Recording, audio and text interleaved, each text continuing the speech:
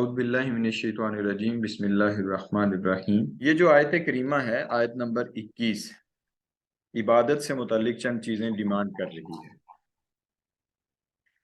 عبادت الہی، یا ایہا الناس اعبدوا ربکم الذی، یا ایہا الناس، اے لوگو۔ اے لوگو جب کہا جاتا ہے تو اس سے مراد علماء نے لکھا ہے کہ ایک اس کا عمومی معنی مراد ہوتا ہے، اور ایک پھر بالخصوص جس واقعے کے لیے وہ آیت نازل ہوئی اس واقعے کا ذکر ہوتا ہے۔ یہاں پہ جو لکھا ہے تفسیر بیضاوی میں بھی ہے کہ یا ایہا الناس اعبدوا سے مراد دونوں چیزیں ہیں، یعنی جن منافقین کا پیچھے ذکر کیا تھا ان منافقین کے لیے بھی ہے کہ وہ منافقین کیا کریں؟ عبادت کریں۔ انہوں نے ابھی عبادت سٹارٹ نہیں کی تو وہ اپنی عبادت کو سٹارٹ کریں، اور جو عام مومنین اور مسلمان ہیں جو ایمان لے آئے ہیں ان کے لیے ہے کہ وہ اپنی عبادت میں استقامت اختیار کریں اور اپنی عبادت کو مزید بڑھا دیں۔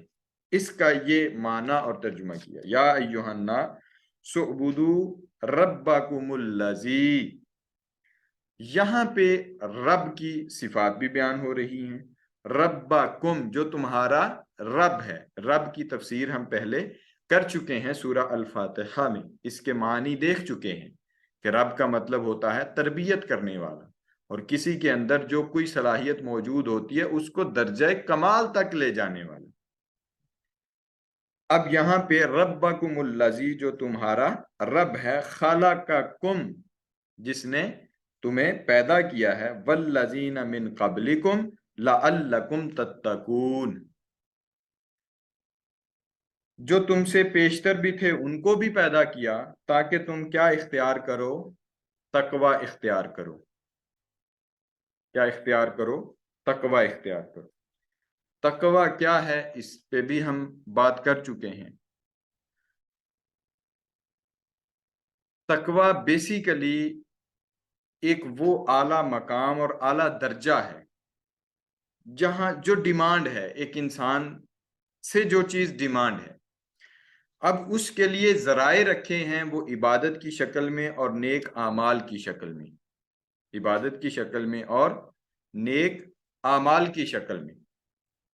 وہ ڈیمانڈ چونکہ تقوی ہے، اور تقوی، پرہیزگاری، یہ ساری چیزیں ہم شروع سے آج تک جتنی آیات کی بھی ہم کر چکے ہیں، یہ سب چیزوں کی ڈیمانڈ تقوی ہے۔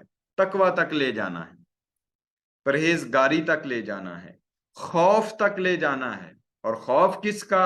وہ اللہ رب العزت کا۔ اس کے لیے ذریعہ بھی بتا دیا کہ عبادت کرو، عبادت کرو۔ عبادت کے مینز اور ذرائع میں نماز، روزہ، زکوٰۃ، حج، یہ ساری چیزیں بھی ہیں، اور ان کے ساتھ تمام تر معاملات بھی ہیں، تمام تر معاملات بھی ہیں۔ اب اللہ رب العزت نے جب انسان کو پیدا کر دیا اور فرما دیا خلق لکم، تمہیں بھی اور تم سے پہلوں کو بھی بنا دیا، تو جو غایت اور ڈیمانڈ میں نے آپ سے عرض کی کہ وہ تقوی ہے، لعلکم تتقون، کوئی دوسری اور تیسری چیز یہاں پہ ڈیمانڈ نہیں ہے۔ لعلکم تتقون، تاکہ تم تقوی اختیار کرو۔ اب اس میں وہ منافقین بھی مخاطب ہو سکتے ہیں، اور ان مخاطبین منافقین کے علاوہ تمام انسان اس چیز کے مخاطب ہو سکتے ہیں کہ وہ ان سب سے ڈیمانڈ ہے کہ تقوی اختیار کرنا ہے، پرہیزگار بننا ہے۔ کس کا؟ اس رب کا، جس نے تمہیں پیدا کیا۔ یہ دلیل بھی ہے، اور وہ خود کہہ رہا ہے کہ خود ان لوگوں جن کو پیدا کیا ہے تو ان کو یہ کہہ رہا ہے کہ عبادت کرو۔ عبادت کے ذرائع میں نے آپ سے پہلے عرض کر دیا کہ وہ پہلے بھی ڈسکس ہو چکے۔ اب یہ اس آیت کا بنیادی مضمون، اپنے پاس اگر لکھنا چاہیں دو الفاظ میں تو سیدھا بنیادی مضمون اس کا یہی بنے گا کہ اللہ رب العزت نے انسان کو پیدا کیا تو ڈیمانڈ تقوی کیا، ڈیمانڈ تقوی کیا، اور کس کے ذریعے سے؟ عبادت کے ذریعے سے۔ یہ دو جملوں میں اس آیت کا مفہوم آپ کو سمجھ آ جائے گا. اور یہ زندگی کا حسن ہے، یعنی تقوی اور پرہیزگاری یہ زندگی کا حسن ہے، یہ زندگی میں حسن لاتا ہے تقوی اور پرہیزگاری. ان کے بغیر، کن کے؟ یعنی عبادت کے بغیر یہ چیز ملتی نہیں ہے. تو یہ دونوں چیزیں لازم و ملزوم ہو گئیں. تقوی اور پرہیزگاری اگر حسن ہے تو ملتا کس کے ذریعے سے ہے؟ یہ آیت ہمیں بتا رہی ہے کہ وہ عبادت سے ملتا ہے. شعبدو، بندگی اختیار کرنے سے ملتا ہے. کس کی؟ ربکم، الذی، اس کی جس نے تمہاری پرورش کی، جس نے تمہیں پیدا کیا، خالقکم، جس نے تمہیں پیدا کیا. تو یہ زندگی کا حسن اور پرہیزگاری اور تقوی اگر ہے تو یہ ڈیمانڈ ہے. ڈیمانڈ بذریعہ عبادت ہے. عبادت میں ہر طرح کی عبادت شامل ہے. عبادات میں عبادات والی عبادت بھی، یعنی احکامات بھی، اور پھر اس طرح سے حقوق العباد بھی سارے، یعنی معاملات بھی، انسان کی ذاتی زندگی سے لے کے اس کی اجتماعی زندگی تک کے تمام معاملات. آیت نمبر 22، اس میں فرمایا الذی جعل لکم الارض فراشا والسماء بناء وانزل من السماء ماء فاخرج به من الثمرات رزقا لکم فلا تجعلوا للہ اندادا وانتم تعلمون. اس آیت کریمہ میں جو بنیادی مضمون ہے وہ یہ ہے کہ جو انسان کی زندگی ہے، یعنی جسمانی زندگی ہے، اس کی ضرورتیں ہیں، اس زندگی کی کفالت کا پورا اہتمام یہ اللہ رب العزت نے اس قرآن مجید کے ذریعے سے اس کا اہتمام فرمایا اور پھر اس کی نشاندہی بھی فرما دی کہ اگر بندے تیری پرورش کرنے والا میں ہوں اور تجھے میں نے پیدا کیا ہے تو پھر تیرے لیے میں نے کیا بنایا؟ جعل لکم الارض، یہ فرش، زمین، فراشم، فرش بنایا جس پر تو رہ رہا ہے. والسمائی، اور آسمان بنایا. آسمان ہر اوپر والی چیز کو، یعنی اس معنی لغوی معنی میں آسمان ہی کہتے ہیں، لیکن یہاں پہ آسمانوں کو بناء وانزلنا من السماء، اور آسمانوں سے پھر کیا کیا؟ بارش برسائی، ماء، پانی برسایا. اور اس پانی کے ذریعے سے، اب یہ کھانے پینے، اب اس کو آپ ذہن میں رکھیں کہ انسان کی جو اجتماعی زندگی ہے، پوری جسمانی زندگی ہے، اس زندگی کے لیے جو چیزیں ضروری ہیں ان چیزوں کا ذکر فرمایا کہ وہ چیزیں میں دینے والا ہوں، وہ چیزیں میں دینے والا ہوں. اور پھر اس میں تیسری چیز جو فَأَخْرَجَ بِهِ مِنَ الثَّمَرَاتِ، اس سے پھر پھل نکلے، ثمرات نکلے. رزقا لکم، جن کو تمہارے کھانے کے لیے رزق بنایا. فلا تجعلوا للہ اندادا وانتم تعلمون، اور تم اللہ کے لیے شریک نہ ٹھہراؤ حالانکہ تم حقیقت حال جانتے ہو. منافقین کے لیے جہاں تک بات ہے، ان کو بطور دلیل یہ ساری چیزیں اور اپنی ربوبیت اور وحدانیت بھی شو کروائی، ربوبیت اور وحدانیت بھی شو کروائی، اور شرک کی ممانعت بھی کروائی. اور دلائل کیا دیے؟ پچھلی آیت مبارکہ سے شروع ہو کے اس آیت کریمہ میں دلائل پیدا ہونے سے لے کے اس کے کھانے تک کے تمام معاملات کو ڈسکس کیا. کھانے پینے رہنے کے لیے ہر چیز کو ڈسکس کیا، اور پھر فرمایا کہ تم کسی کو شریک نہ ٹھہراؤ. تھوڑا غور کرو، فکر کرو اور سمجھو کہ میں ہی ان چیزوں کو بنانے والا ہوں.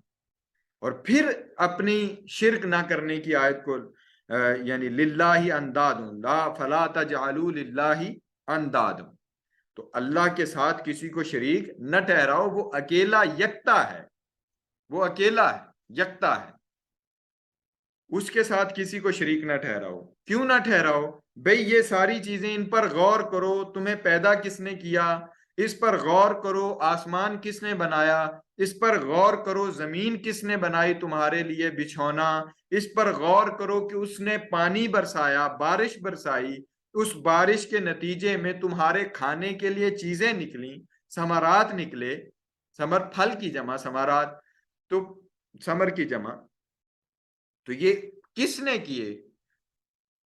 تو اگر وہ یہ چیز سوچتے ہیں، وہ منافقین جو بے وقوف کہتے ہیں صحابہ کو، وہ منافقین سوچیں تو ان کے لیے یہاں پہ دلیل موجود ہے کہ وہ کسی کو شریک نہ ٹھہرائیں۔ ان کے لات اور منات اور جتنے وہ 360 قسم کے بت رکھے ہوئے تھے، وہ سارے کسی کو بارش کا دیوتا کہتے ہیں، کسی کو خوراک کا دیوتا کہتے ہیں، کسی کو کچھ اور کسی کو دھوپ اور سورج، اور جس چیز کو اپنی استطاعت سے بڑھ کے دیکھا تو اس کو خدا مان لیا۔ اللہ رب العزت فرما رہا ہے یہ ساری چیزیں میں دینے والا ہوں تمہیں، زندگی سے لے کر مرنے تک کی تمام چیزیں، پھر اس کے بعد بھی میرا اختیار ہے، تو تم لہذا مہربانی کرو، میرے ساتھ کسی کو شریک نہ ٹھہراؤ، میرے ساتھ کسی کو شریک نہ ٹھہراؤ، حالانکہ تم حقیقت حال جانتے ہو۔ اور علماء نے دوسری یہاں پہ جو چیز لکھی ہے کہ ان منافق یہود اور نصارہ کے لیے بھی یہ چیزیں ہیں کہ ان کی کتابوں میں یہ چیزیں واضح تھیں، تعلمون کی تفسیر میں، تو ان کی کتابوں میں یہ چیزیں واضح تھیں، توحید، رسالت، آخرت، یہ تمام عقائد موجود تھے۔ ان سے فرما رہا ہے اللہ رب العزت کہ تم جانتے ہو، پھر تم ہٹ درمی اختیار کرتے ہو، پھر تم ان چیزوں کو جھٹلاتے ہو اور منافقت کرتے ہو، پھر تم منافقت کا جو ہے وہ کرتے ہو۔ تو یہ بنیادی مضمون جو کہ ایک ہماری زندگیوں کے لیے، ایک ان پرٹیکولر منافقین کے لیے۔ اب مجھے دوبارہ سے یہ بات بتانے کی میرے خیال میں ضرورت نہیں ہے کہ قرآن مجید کی ہر آیت ہمارے لیے ہے۔ اس سے مراد، ہمارے لیے سے مراد یہ ہے کہ وہ ہم سے ڈیمانڈ کر رہی ہے کیا ہونا چاہیے ہمارے اندر اور کیا نہیں ہونا چاہیے۔ تو ہر دفعہ میں اس چیز کو نہیں بتاؤں گا، بلکہ اب آگے چونکہ بڑھنا ہے، ہم نے پورا قرآن مجید ہے ہمارے پاس اور اس کی تفسیر میں سے گزرنا ہے، تو ریپیٹ چیزوں کو نہیں بلکہ میں آگے بڑھتا جاؤں گا۔ اب آپ لوگوں نے خود ان چیزوں کو پک کرنا ہے اور دیکھنا ہے کہ کہاں اور کس موضوع پہ بات ہو رہی ہے۔ یہاں جب ہم نے کہہ دیا اور پچھلی آیت مبارکہ کو بھی ریلیٹ کر لیا، اس نے ڈیمانڈ کر دی عبادت کرنے کی اپنی، اور اپنی ڈیمانڈ میں عبادت کرنے کی ڈیمانڈ کے بعد فوری دلائل بھی لے آیا کہ کیوں کرنی ہے، کیوں کہ اس نے بنایا، اس نے آسمان بنایا، اس نے تمہارے لیے زمین بنائی، اس نے پانی بھیجا تمہارے لیے، اس نے تمہیں کھانے پینے کی اشیاء دی۔ تو کیا تم اتنے ذہنوں سے خالی ہو کہ یہ جو ساری چیزیں دینے والی ذات ہے اس کو ماننے سے انکار کر رہے ہو؟ اور جبکہ تمہارے اپنے جو لات اور منات ہیں، ان سے اگر ایک مکھی بھی ان کے ناک پہ بیٹھ جائے تو یہ اس کو ہٹا نہیں سکتے ہیں، ان سے ڈیمانڈ کرتے ہو؟ یہ جو مٹی کے بنے ہوئے ہیں، پتھر کے بنے ہوئے ہیں۔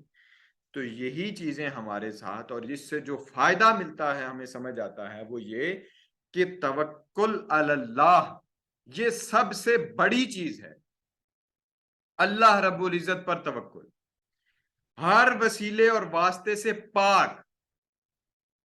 وسیلے کی بحث آئے گی تو میں اس میں بتاؤں گا تفصیلات۔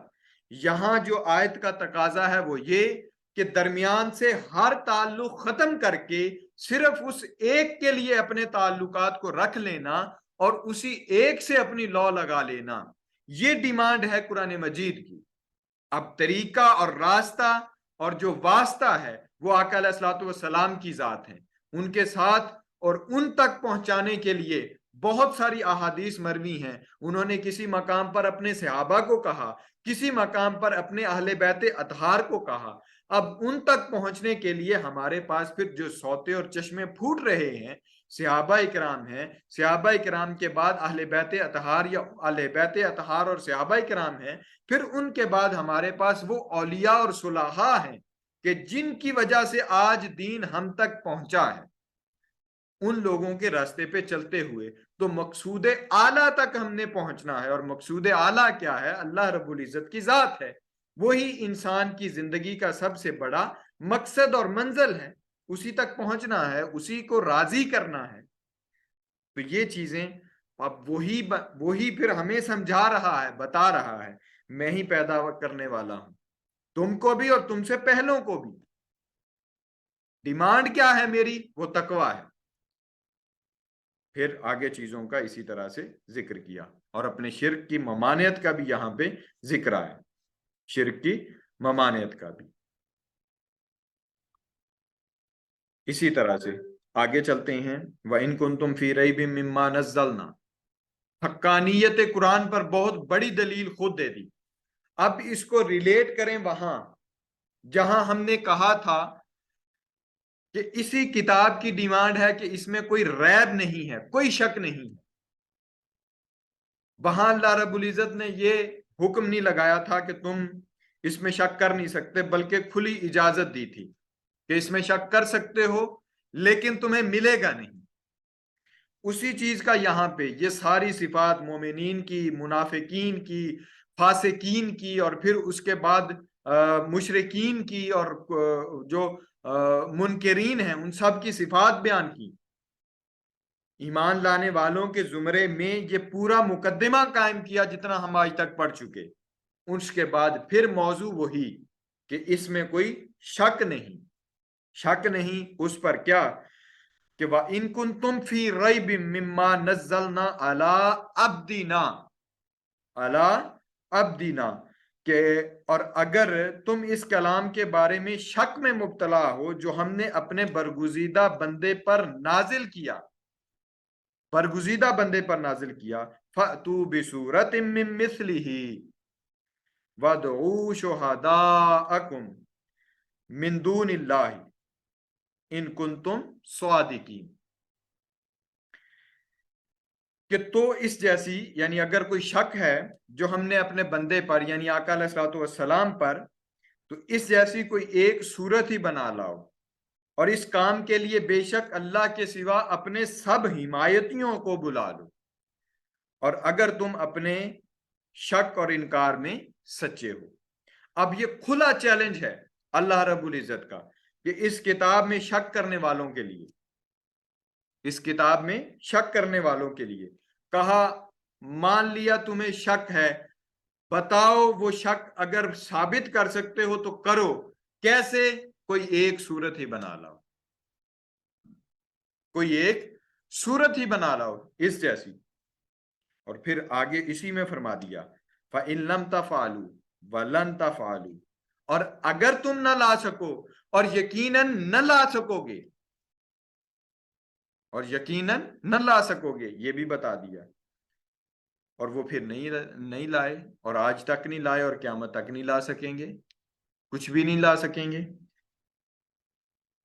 कुछ भी नहीं ला सकेंगे। ड्रामेबाजियां और ढंगोसले जो आज के दौर में भी जो मुनकरीने यानी कुरान है या कुरान मजीद के मुख्तलिफ अज्जा पर बहस करते हैं, और कुरान मजीद पर बहस करते हैं और एतराज़ात ढूंढने की कोशिश करते हैं, वो ऐसे ही सहरा में यानी अपने घोड़े दोहरा रहे हैं कि जिसमें उसकी उनकी कोई मंजिल नहीं है। भाई इसके पहले बयान को ही पढ़ लें, जब अल्लाह ने फरमा दिया कि इसमें कोई शक नहीं है, तो ये मुनफरद किताब है, इसमें कोई शक नहीं है। फिर उन्हें खुला चैलेंज कर दिया, खुला चैलेंज कर दिया कि ये खुला चैलेंज है तुम्हारे लिए, जाओ बना लाओ एक सूरत और साबित कर दो कि इस जैसी कोई और चीज बन सकती है। मजाक उड़ाते थे ना आका अलैहिस्सलातु वस्सलाम का, माज़अल्लाह तमस्खुर करते थे कि ये जो मुनाफिकीन हैं, ये क्या चीजें आ रही हैं। आगे बात आएगी कि क्या चीजें कुरान मजीद है जो आका अलैहिस्सलातु वस्सलाम पर नाजिल हो रहा है।